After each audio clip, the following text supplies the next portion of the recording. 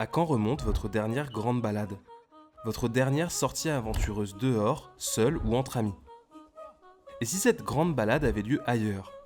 Pas dans un parc, ni en zone urbaine, mais dans un espace pensé précisément dans le but de vous faire vivre la meilleure balade entre amis possible. Ça, c'est l'idée au centre de Big Walk. Big Walk, c'est un jeu multijoueur coopératif et contemplatif où l'on se balade, marche et explore la brousse entre amis en résolvant des énigmes. On peut discuter, se parler à distance avec un mégaphone, se pousser et observer le monde qui nous entoure avec des jumelles. À l'image de son nom, on comprend tout de suite que le jeu ne nous promet pas une destination, mais un trajet. Un long trajet. Un très long trajet. C'est ici que tout le travail des développeurs de House, les Australiens derrière Untitled Goose Game, semble avoir été dirigé. Comment on donne vie à une balade? D'ailleurs, c'est quoi une balade? Bon, si on prend la définition du Robert, se promener, c'est faire aller dans plusieurs endroits pour le plaisir et pour ne pas s'ennuyer. Dans ce cadre, la promenade apporte donc deux bienfaits. D'abord, elle combat l'ennui, et ensuite, en conséquence logique, elle procure du plaisir. Et au fond, quand on y réfléchit bien, une bonne balade entre amis, c'est jamais juste marcher. C'est plutôt un écosystème d'expériences qui stimule l'esprit et lui fait du bien. Dans une sortie entre amis, on discute, on observe le paysage, on fait des bêtises, on se perd. En soi, en game design, c'est une bonne map, un micro et une bonne vingtaine d'interactions possibles. Et si on regarde de près, Big Walk, c'est exactement ça. Émuler ce qui fait la richesse d'une vraie balade avec tes potes, l'exploration, la discussion, le paysage et la présence partagée. C'est tellement l'objectif du jeu que les développeurs se sont inspirés d'un vrai lieu pour leur servir de map. Un décor pensé non pas comme une carte d'un jeu d'aventure, mais comme un espace propice à l'expérience sociale. Et ces deux notions, expérience sociale et espace commun, ne semblent pas concerner que Big Walk. Ces nouveaux principes semblent devenir le socle commun d'un nouveau type de jeu et de gameplay. Ces jeux d'un nouveau genre produisent des espaces pour être ensemble, parler, rire, explorer, parfois sans but précis, mais pas sans raison.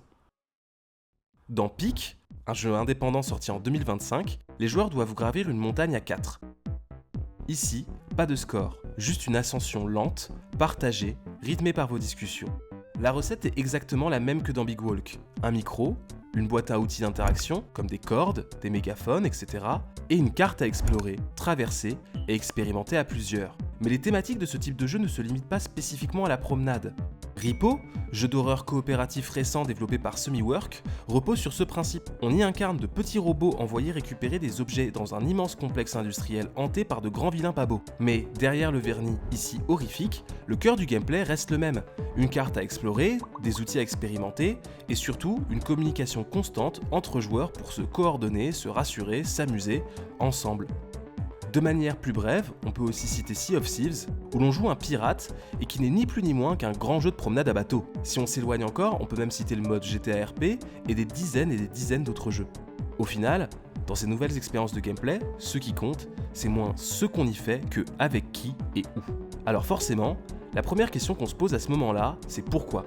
Pourquoi ces jeux misent tout sur l'interaction, le groupe, l'expérience sociale et l'espace commun? Bon, la réponse elle est plutôt simple et vous la connaissez. Parce que ça marche. Peak et Repo, c'est plus de 100 000 copies vendues en 24 heures chacun. A Big Walk n'est pas encore sorti, mais on peut lui espérer un succès similaire. Ce n'est pas juste une tendance, c'est une tempête qui s'abat sur le monde du game design. Mais ce qui est vraiment intéressant, c'est pourquoi ça marche, et pourquoi maintenant. D'abord, parce que des plateformes comme Twitch et YouTube font désormais partie de nos quotidiens. Et ces jeux-là sont faits pour briller en live ou en vidéo. Ils offrent le combo parfait, c'est-à-dire des situations imprévues, des blagues qui fusent, et ce petit chaos coopératif qu'on adore voir en stream. Ces vidéos, c'est aussi, dans les faits, la meilleure promotion pour le jeu lui-même. Si Squeezie rigole bien, c'est que je devrais bien rigoler moi aussi. Ensuite, ça ne vous aura pas échappé, mais l'explosion de logiciels de discussion en ligne comme Discord a totalement réinventé notre rapport aux échanges online. On traîne dans un salon vocal, on partage nos écrans, on regarde des vidéos ensemble, on joue, bref, on passe du temps ensemble, en ligne. Et forcément, quand on peut discuter en ligne, on a envie de le faire autour de quelque chose. Autour si possible d'une expérience à partager, comme une tier list à remplir, une vidéo à regarder, ou comme ici, un jeu. Ces derniers arrivent donc pile au bon moment. Ces jeux, ils s'adressent à un nouveau type de joueur. moins concentrés sur le fait d'obtenir un rang sur un jeu compétitif ou de finir un jeu solo, mais qui cherchent plutôt des espaces numériques où se retrouver et partager un moment entre amis. En somme, des joueurs qui cherchent à combattre l'ennui et à passer un moment à plusieurs, un peu comme une sortie karting entre potes ou une promenade, mais en ligne. Ces jeux, à mi-chemin entre un service et un endroit, ne sont donc pas faits pour jouer, mais plutôt pour traîner ensemble. Un peu comme un skatepark numérique, un bar ou un parc. Des lieux publics plus que des objectifs, comme si ces lieux réels n'étaient pas disponibles ou difficiles d'accès. Mais pourquoi ? Pourquoi du jour au lendemain chercher à recréer ou à émuler ce qu'on trouve déjà dans le réel ? Et surtout, pourquoi spécifiquement ce type d'expérience, ce type d'espace ? Pourquoi ne pas juste faire ça dans l'espace public ? Bon, spoiler, c'est la faute du capitalisme, mais pas que.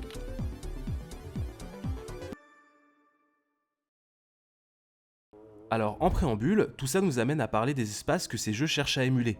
Parcs, lieux de promenade, de rencontres et de cohabitation, tous ces jolis mots, on peut les regrouper autour de l'idée d'espace public. On parle aussi d'ailleurs d'espaces privés ouverts au public, comme les bars, les bowling et le cinéma par exemple. Mais c'est quoi un espace public et un espace privé ouvert au public ? Tout d'abord, l'espace public se définit comme un espace accessible à tous et à toutes, sans restriction. On y retrouve la plupart des rues, parcs, squares, grandes places et lieux de vie commune. De l'autre côté, un espace privé ouvert au public est un espace appartenant à un individu ou à un groupe capable d'en restreindre plus ou moins l'accès. Ici, on trouve plus les bars, les restaurants, le cinéma, qui demandent généralement un paiement pour y accéder. En pratique, ces espaces se distinguent par leur accessibilité, qui, même si elle est plus ou moins restreinte, assure un lieu de rencontre et de cohabitation pour tous et toutes. Et dans l'idée, quand on y réfléchit, c'est plutôt super d'imaginer nos parcs, restaurants, musées et bancs publics comme des lieux d'échange et de cohabitation pour tous. Mais, à bien y regarder, l'accessibilité de ces lieux est bien plus conditionnée qu'on ne veut l'admettre. Parce qu'un espace peut être public sur le papier et profondément excluant dans le réel, que ce soit par des normes sociales, la distance ou même son prix. Même l'archétype historique idéal de l'espace public, l'agora grec, qui peut se traduire littéralement par le lieu de rassemblement, était lui-même plus ou moins interdit aux femmes et aux esclaves. Dans le fond, l'accessibilité des espaces publics, elle est surtout théorique. Et pour ceux qui penseraient que c'était comme ça avant, l'espace public est toujours bien raciste, misogyne et classiste. Alors prenons un cas d'étude concret. Est-ce que vous vous rappelez du hashtag Pas dans la rue ? Pour ceux qui ont raté ce moment culturel et politique assez récent, ce hashtag apparaît en 2020 sur Twitter, désormais X, et recense plusieurs témoignages de femmes racontant qu'elles avaient été abordées, draguées ou harcelées dans la rue par des hommes. On peut rapprocher aussi ce moment culturel d'une vidéo de 2016 de mademoiselle.com, présentée par Marion Seclin, s'appelant « T'as été harcelé, mais t'as vu comment t'étais habillé », dans laquelle elle explique pourquoi la rue n'est pas un endroit adéquat pour aborder une femme. Ces discours-là, à l'époque et encore aujourd'hui, font polémique. Pour de nombreux hommes, l'idée de ne pas pouvoir aborder une femme dans la rue était et est encore vue aujourd'hui comme une forme de féminisme extrême, trop loin du réel et essentialiste, qui renvoie la plupart des hommes à un rôle de violeur en puissance. Pourtant, dans le prisme de l'espace public, ce malaise féminin, il cristallise une idée plutôt inquiétante mais profondément légitime. Pour une femme, la rue n'est pas un espace de rencontre, mais un espace d'alerte. À travers ces deux visions genrées opposées, on comprend que ce sont aussi deux visions et expériences radicalement opposées de l'espace public qui s'entrechoquent. D'un côté, on a une vision masculine, souvent inconsciente de sa propre position dominante, qui voit l'espace public comme un lieu de cohabitation, voire même de rencontres spontanées. Et de l'autre, une vision féminine, forgée par l'expérience quotidienne du harcèlement, du danger, de l'observation constante, pour qui l'espace public n'est ni un lieu neutre, ni un lieu accueillant, mais simplement un couloir, un espace de transition.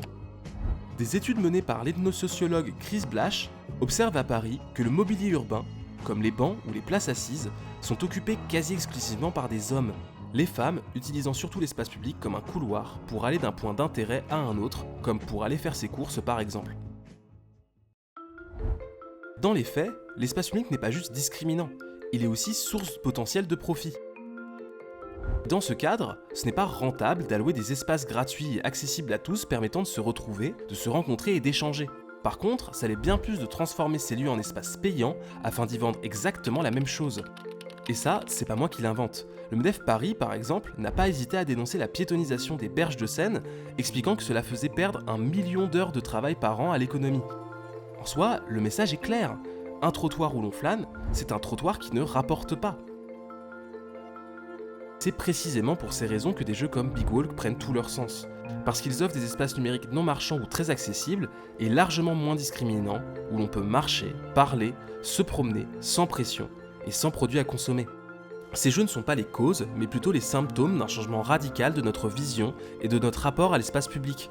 Ces espaces offrent une respiration, une forme de promenade contemporaine qui fait du bien et qui, pour peu, pourrait bientôt remplacer certaines de nos sorties bowling.